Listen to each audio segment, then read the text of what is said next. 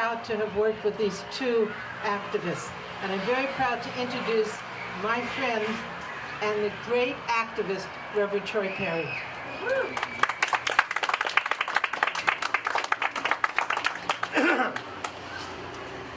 It's very interesting as we gather here today. Happy Valentine's Day. I want to tell you that Gloria Allred is a civil rights attorney, and how thankful I will always be for her fight for civil rights, not only on GLBT rights, but women's rights, racial rights, you name it. This woman has fought like nobody else has. I could have picked some other attorneys from other GLBT organizations, but I went with her. I was asked later, why did you pick a heterosexual attorney? I said, you know something, in all of my life, I've had wonderful heterosexual friends, my relatives, my mother. I can go through it. And I'll tell you, when I had a good heterosexual woman like this who came to our rescue, I was thrilled because she is a fighter. I have fought all my life, and I was thankful. I told her once, I said, if I could have afforded you years ago for our church attorney, I would have done it. And I am thankful that she fought the fight for us all the way to the California Supreme Court. And we won. And we won yesterday, the day before, and we'll win tomorrow. This race is not over, but I want to tell you, we will win. Thank you. Gloria Allred. Thank you very much, Reverend Perry. Well, today is Valentine's Day 2012, and today we celebrate the love and the commitment of gay and lesbian couples who are seeking the right to marry, but who are still denied that fundamental right. And although last week the Ninth Circuit United States Court of Appeals held that Prop 8 was unconstitutional because it denied a right afforded by the California Supreme Court, same-gender couples in California are still unable to obtain a marriage license because there is still a stay in place. In plain English, this means that until the courts lift that stay, these couples will still be unable to obtain a marriage license. We are excited and happy that other states, such as Washington State, are taking action to recognize the right to marry for same-gender couples, but that right is still being denied in California. Nevertheless, we will now go to the marriage license counter here in LA County and attempt to obtain a marriage license for couples who wish to marry. We know that the license will be refused on account of their sexual orientation. However, we think it's important for us to be here today and every year seeking that marriage license to demonstrate that we will never give up until same-gender couples win full marriage equality. My law firm, representing Robin Tyler and Diane Olson and Reverend Perry and Philip DeBleek, went to the California Supreme Court, and we were able to strike down Prop 22, which had the same language as Prop 8. And as a result, 18,000 couples were able to marry. And then, on the second round, my law firm representing Robin and Diane was the only law firm to orally argue that the California Supreme Court, that the 18,000 same-gender couples who did marry after the first California Supreme Court decision should have their marriages upheld despite the passage of Prop 8. The court agreed with us in our argument and at least upheld those marriages. Now it's time for the federal courts to recognize that all adults should have the right to marry the person of their choice. And we look forward to winning this right in the court of public opinion and in the courts of law. And very briefly, hoy estamos aquí porque queremos el derecho al matrimonio para todas las parejas, incluyendo las parejas del mismo sexo. Creemos en la igualdad de matrimonio y estamos luchando por ese derecho. Hoy estamos solicitando una licencia del matrimonio.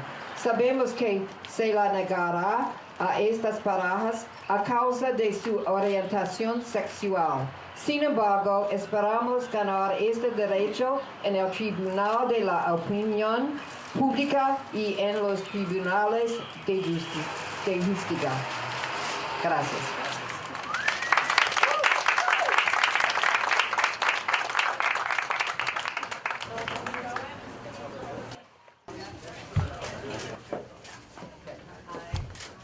We'd like to request a marriage license.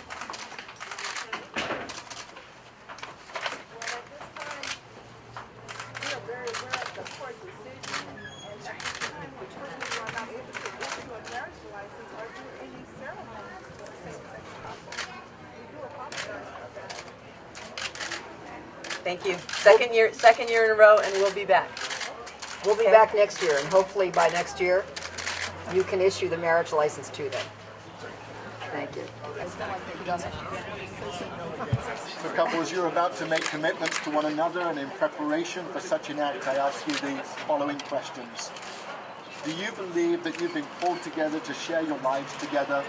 If so, please say, I do. I do. Do you promise to continue to be loyal to each other, never allowing any relationship to come before the one that you are now about to affirm? If please say, I do.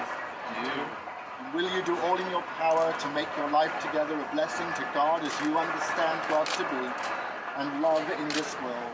If so, please say, we will. We will. So why don't you turn to one another and make these commitments. You would say after me, I pledge to share my life I pledge to share my life openly with you, openly with you, to speak the truth to you to speak the truth to you in love. in love.